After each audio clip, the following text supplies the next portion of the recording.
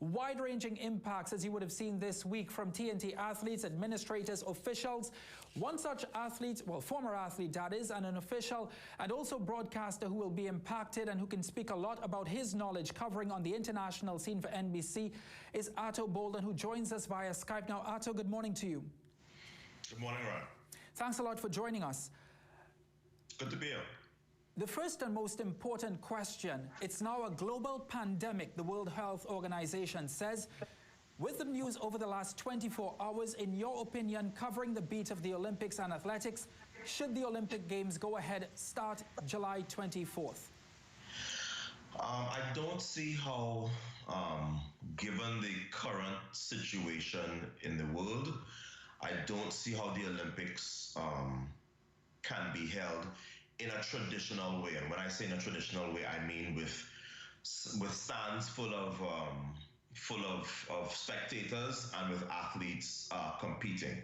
I think what we may be looking at is an Olympics that has very limited people in the stands, maybe only just families and support staff. And then the question is, does the IOC and the local organizing committee and television want to show an Olympics with empty stands? But certainly, when you look at the wide-ranging impacts, you're at NBC, rights holders for the Olympic Games, $1.4 billion invested in it. What's the feeling at NBC during this period, Ato? The feeling at NBC is that the games will go on regardless. I'm a bit of a cynic, but I think I was very cautiously optimistic.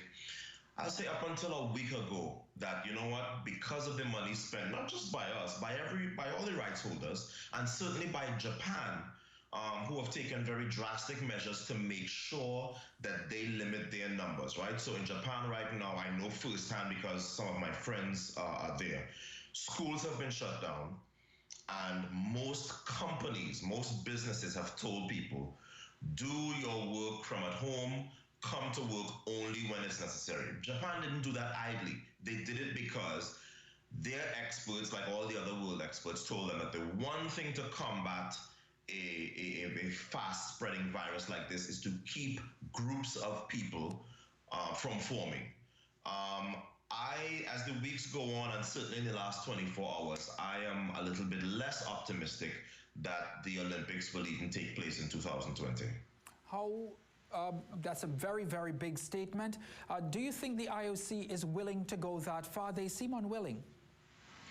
I think, given my experience on this side of the fence, that follow the money first. And the reason why you have not seen anything yet is because there's so much money involved. And the more money is involved, the more loath they are to say, you know what, we're going to cancel our big party that so many people have paid for and there's so much money involved. But I think that if this thing continues to get worse, and let's face it, if you understand what a global pandemic looks like in terms of a graph, this is not the middle, this is not the end, this is the beginning. Angela Merkel from Germany said she expects that 60 to 70% of her country's population is going to contract this virus. I tend to look to the Germans because they remove most of the emotion out of statements involving things like this, and this is the beginning. So I don't see how anybody can be confident that the Olympics are going to happen. What started as whispers have now turned into loud voices, a call for the Olympic Games to be spectatorless, as you just alluded to. How much of a real possibility is this? I think it is a possibility. I think that the TV network, certainly, we are looking at, wow, well, we would certainly have a captive audience, because if everybody is sort of indoors for what in this part of the world would be the summer months, for you guys would be what we call August holidays. That's not a bad thing in terms of our side of the business. So I think that there is going to be a contingency plan put in place whereby the Olympics will happen as scheduled. They just will not look like any Olympics that have happened in our lifetime. Let's talk a little bit about the impact on the athletes. Should we have something like that? How detrimental to the performances of the athletes will this be? I'm not so sure that it would be, I've seen athletes, we've already seen LeBron for the week saying, of course, this is before the NBA shut everything down for a little while. LeBron had said, I don't want to play in front of empty stands and with no spectators. I know there's some athletes who, thrive and really get up. I can't imagine somebody like a Usain Bolt, although he's not retired, obviously, performing in front of in an empty stadium. But I think that, I've said it before, Olympic athletes tend to be some of the most selfish, and that's because they have been preparing for 4 years for something which you and I, if we're being honest, will just tune in to look at for our entertainment for a couple minutes or for a couple hours. For them, this is their life.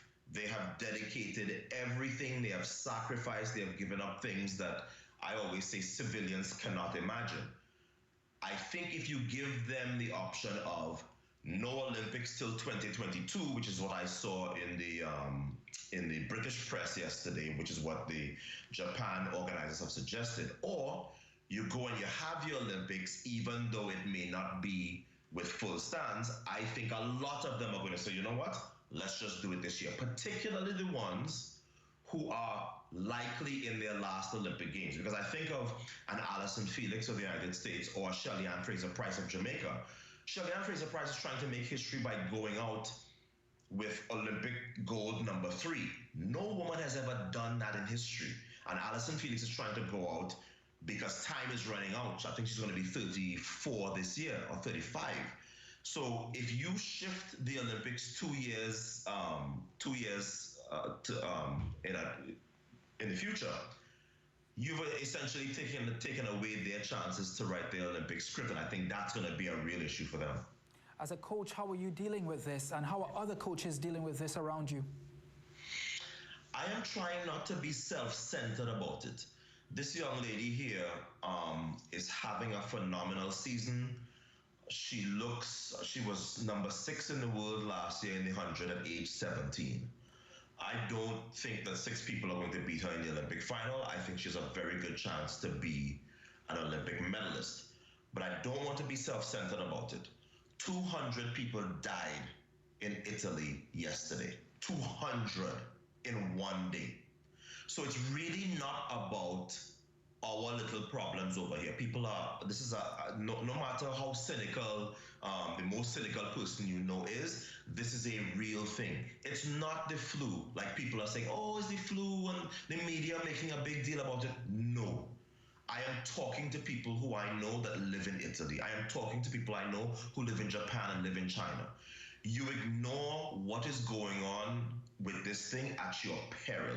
And maybe it's because it hasn't affected anybody that you know that you think that, oh, this is just something that's happening on TV. So to answer your question, Brianna is not yet 18. She'll turn 18 in a couple of weeks. If it is that this thing has to happen, I am almost seeing us as being fortunate that it's happening when she's 18, as opposed to when, she's 35 or 36 and having her last Olympic Games. So to me, the more important thing is let's get this thing under control, and all the sports and games sort of take a backseat to, the future of humanity. Ato Boldon, it's a good note to end on. Thank you very much. We'll keep in touch. Thanks, Ryan. Thank you very much, Ato.